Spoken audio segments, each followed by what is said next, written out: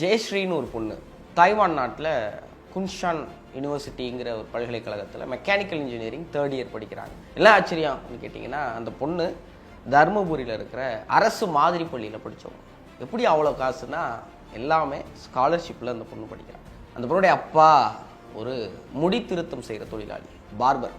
அம்மா ஒரு சித்தாள். சாதாரண குடும்பம், கிருஷ்ணகிரி மாவட்டத்தில் சின்ன கிராமம். நல்லா படித்தா ஒருத்தருடைய வாழ்க்கை என்னவா மாறும்.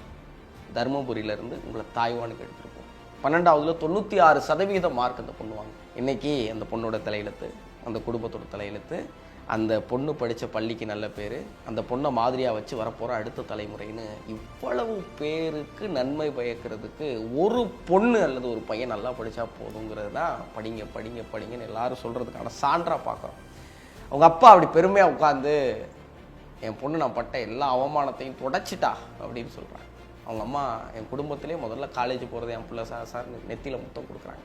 இதெல்லாம் பார்க்குறப்போ கல்வி ஒருத்தர் வாழ்க்கையில் என்ன மாற்றத்தை ஏற்படுத்தும் அப்படிங்கிறது தெரிய வரும். இன்னொரு பக்கம் பள்ளிக்கூடங்களில் சின்ன சின்ன பசங்க எல்லை மீறிய செயல்களை செய்யறதை பார்க்குறப்போ ரொம்ப நெஞ்சு வலிக்குது. அவங்கக்கிட்ட யாராவது சொல்லுங்கள், நீ படிச்சின்னா உன் தலையெழுத்தே மாறிடும்டா, இந்த நேரத்தில் நீ படிக்கலைன்னா அது மொத்தமாக எல்லாத்தையும் அழிச்சிரும்னு யாராவது சொல்லணும், கொண்டு போய் சேர்க்கணும்னு தோணுது.